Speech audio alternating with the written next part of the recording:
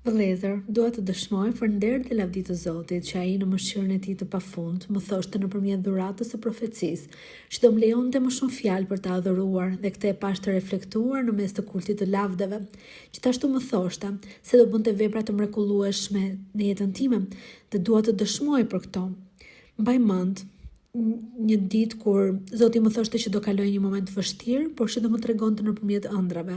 Dhe në atë ëndër që më dha, unë shifja veten pa dorën e djathtë dhe në ëndër i lutesha Zotit. Dhe në një aksident që kisha në shtëpi ditën e nesërme, unë pash gishtin tim komplet të këputur.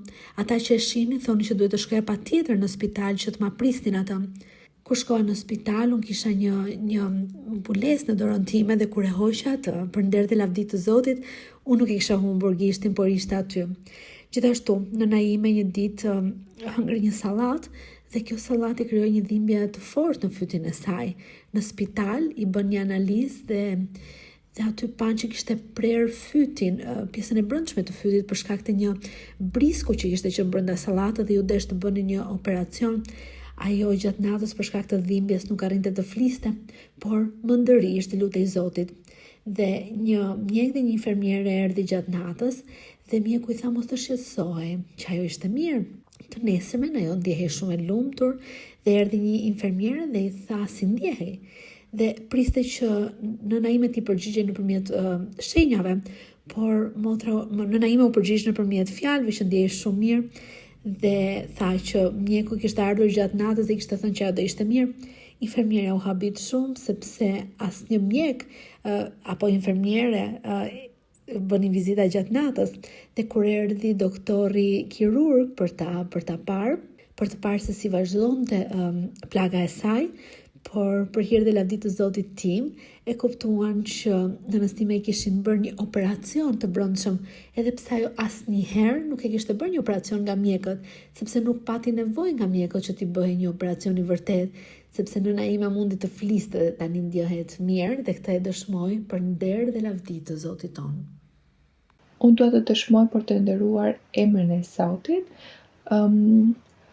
Përpara studimit të Biblës, u paraqiten shumë situata dhe njëra prej tyre dhe gjëja më kurioze ishte se 3 ditë kishin mbetur nga studimi i Biblës dhe hyri një mace nga rruga në shtëpi dhe më sulmoi.